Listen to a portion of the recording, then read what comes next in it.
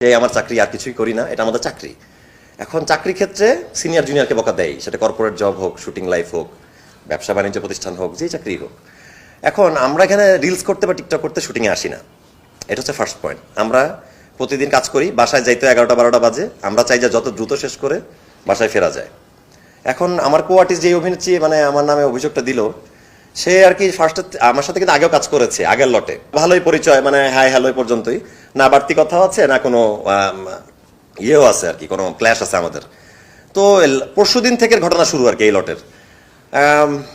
মানে আমাদের যে আনোয়ার ভাই আর্টিস্ট, ওই যে আজিমপুর পুরান ঢাকা, তো ভাইয়ার সাথে সে টিকটক করতেছিল আর কি। হতে পারে তাদের পূর্ব পরিচয় থাকতেই পারে একটা সেটা, আমার সাথে ভালো সম্পর্ক, আমার সাথে ভালো থাকতেই পারে, কিন্তু আর কি হোল টাইমই আর কি টিকটক আর রিলসেই ব্যস্ত ছিল, অ্যাক্টিংয়ে কোনো মনোযোগ ছিল না। মানে সিনের সময় ডায়লগ দিতে পারতেছে না আর কি, তার মনটা আর কি পড়ে আছে যে কন্টেন্ট বানাবো, আমাদের একটু মানে ফেসবুকে দিতে পারলে ডলার আসে, আমারও আসে, সবারই আসে। এখন কথা হচ্ছে আমিও তো বানাই না, আমি তো আমার ইউটিউব চ্যানেল আমার নিজেরই আছে ম্যাঙ্গো স্কোয়ার, কোনোদিন তো আর মুসিবত আনলিমিটেড সেটে এসে তো আর আমার নিজের কন্টেন্ট আমি বানাই নাই।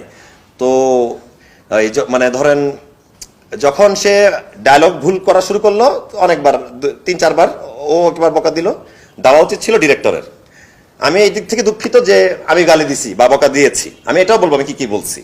এখন আমি তাকে বললাম যে তুমি যে রিলস করতেই সেটা চিৎকার করে বলছি, যে রাগ করে, আমার রাগ লাগছে, কারণ আমিও তো এখানে কনসার্ন থেকে কাজ করতেছি, 10টা সিন করে বাসা যাওয়ার অপেক্ষায় আছি।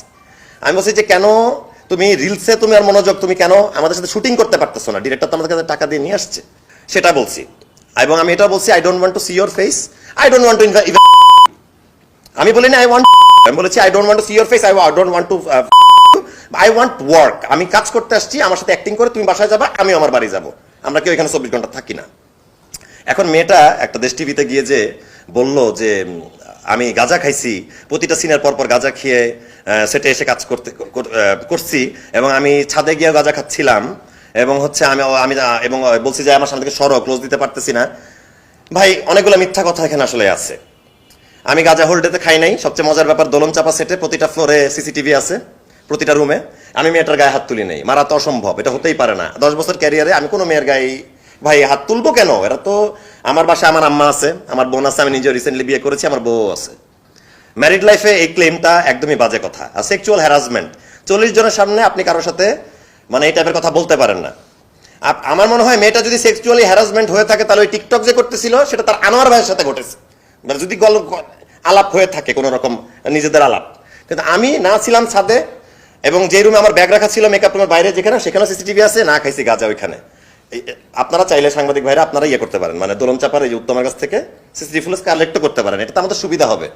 আচ্ছা।